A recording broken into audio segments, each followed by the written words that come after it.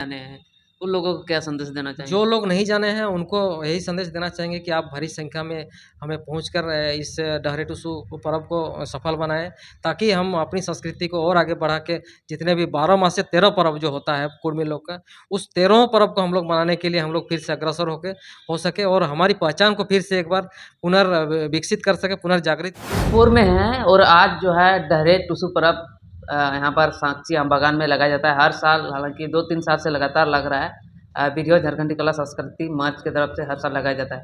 आइए आज मेरे साथ वशिष्ठ नारायण मेहतो जी है, इनसे बातचीत करने का प्रयास करेंगे। आज जो है जमशेदपुर शहर में ही जो है एक डहरे टुसु पर्व क्यों लगाया जाता है, ये जानने का प्रयास करेंगे।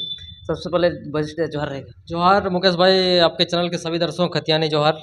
क्या बोलना चाहेंगे? आज जो है एक महापर्व मनाया जा रहा है डहरे टुसु पर्व एक जमशेदपुर सिटी में, क्या आपको लगता है? बिल्कुल, आपने जैसे कहा कि सिर्फ जमशेदपुर में नहीं लगाया जाता है, ये कुछ दिन पहले धनबाद में जैसे हुआ, बहुत बड़े स्तर पे हुआ।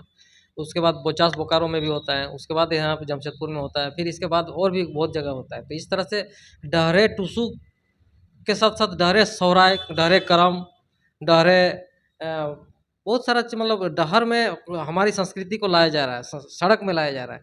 क्योंकि लोग जानते नहीं है कि हमारी संस्कृति कैसी थी, किस तरह से थी, कितनी समृद्ध थी। तो उसी मतलब समृद्ध संस्कृति को फिर से हम लोग पुनर्वापसी के लिए हम लोग लोगों तक, क्योंकि जो दिखता है वही बिकता है बोलता है, तो आपको मतलब दिखाना ज़रूरी है।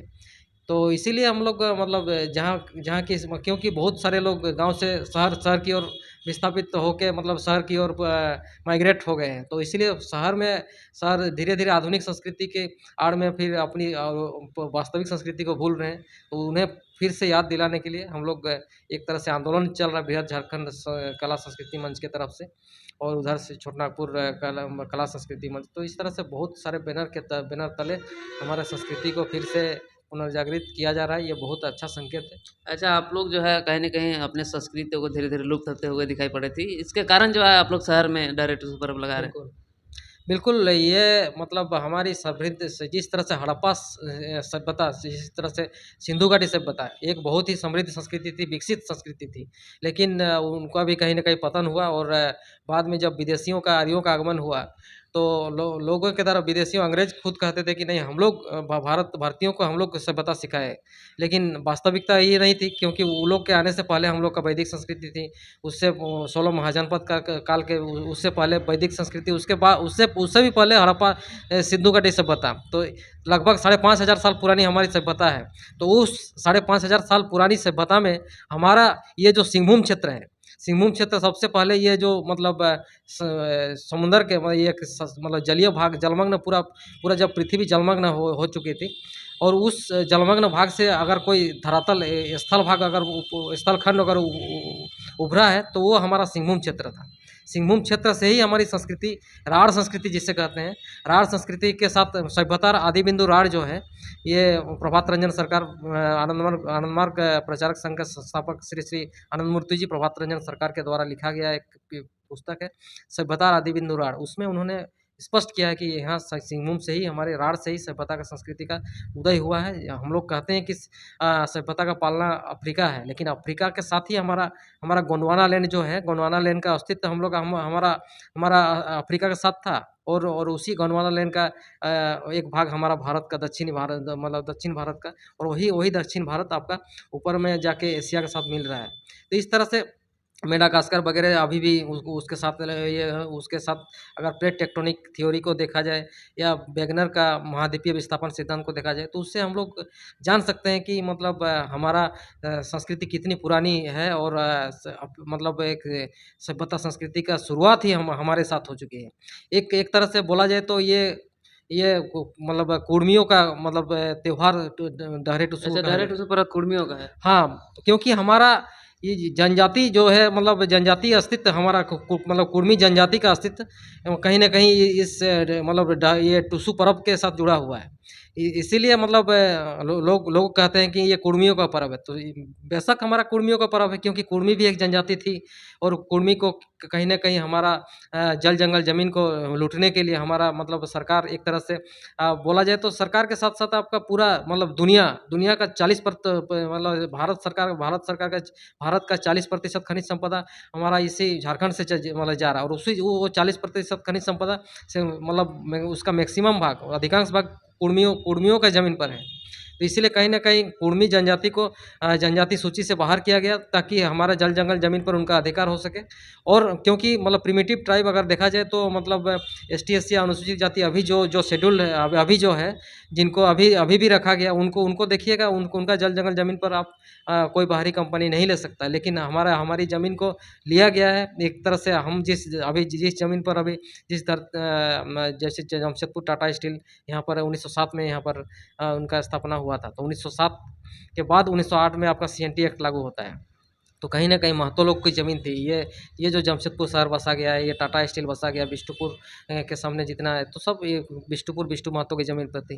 तो ये यहाँ पर उलियान में आप देख रहे हैं शहीद निर्मल महतो का घर है, उनका उनका अपना जन्म स्थान है। तो ये सब से हम लोग एक मतलब अनुमान लगा सकते हैं कि कहीं न कहीं हम लोग कुर्मी समाज का ज़मीन थी, मतलब महतो लोगों की ज़मीन थी। तो महतो लोगों की ज़मीन को लेने के चलते मतलब एक लेने का मकसद था, इसीलिए 1908 में सीएनटी एक्ट लागू होने से पहले ही 1907 में ही इसको टिस्को को बैठाया गया, ताकि लोग मतलब सीएनटी का क्लेम नहीं कर सके।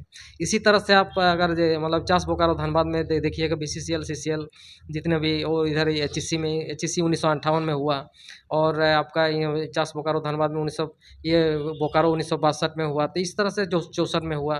तो मतलब हमारी ज़मीन को लेने के लिए उन्होंने हमें डीशेड्यूल किया। 1950 तक हम शेड्यूल के मतलब शेड्यूल लिस्ट में थे। यहाँ तक कि मतलब 1948 में जो खरसवां गोलीकांड हुआ, उस समय भी हमारा कुर्मी जनजाति सूची में सूचीबद्ध था। और लोग कहते हैं कि नहीं मतलब सिर्फ आदिवासी लोग सही थे, तो आदिवासी में हम लोग भी थे।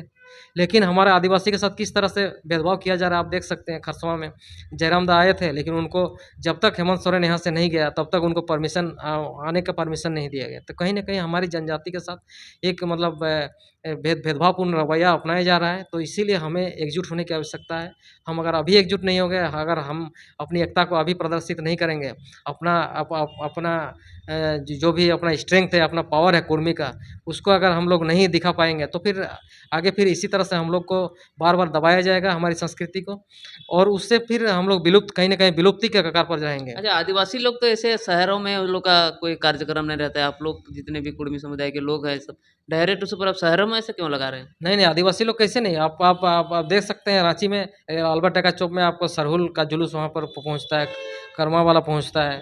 हम खुद रांची में रह चुके हैं, उस समय सबका प्रोग्राम लगभग हम देख चुके हैं। अगर उन लोग का हो सकता है तो हम लोग का क्यों नहीं होगा? इसीलिए मतलब उन लोग और हम लोग नहीं, हम लोग का साथ उन लोग का अस्तित्व रहा है।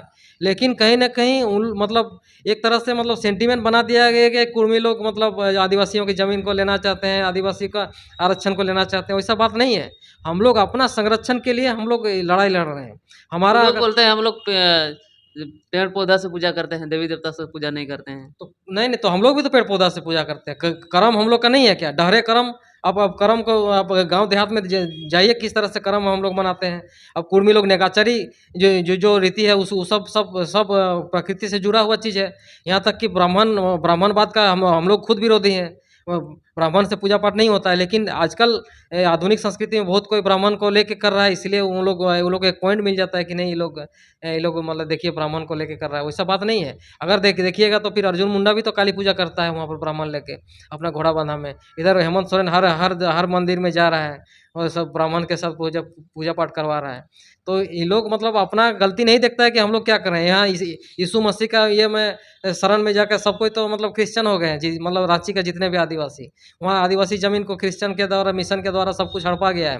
लेकिन उनका कहाँ तक ज़मीन उनका बचा रह गया है। सभी बाकी आदिवासी भाई लोग हड़िया पी के सोए हुए हैं, और बाकी मतलब वो विदेश तक आपका मतलब सब कुछ यहाँ से संसाधन जा रहा है, सब कुछ जा रहा है। ज़मीन विदेश वाला लोग यहाँ पर कैप्चर करके यहाँ पर रह रहे हैं। ईसाई धर्म का मतलब अगर बोला जाए तो विदेश से ही ना संचालित हो रहा है। तो इस तरह से अगर बोलिएगा तो यूरोप से आपका अमेरिका तक आपका एक रेड जोन है, जो दीपक दीपक महतो गोड्डा का मतलब कुर्मी समाज डहरे टुसू धनबाद में उनका बयान था कि एक तरह से हम लोग का रेड जोन पर कैप्चर करने का ये सब साजिश है। ये दुनिया भर के साजिश है। दुनिया के मतलब क्योंकि पहले पहले अगर हम लोग अंग्रेजों का गुलाम थे तो अभी भी गुलाम है, ऐसा बात नहीं है।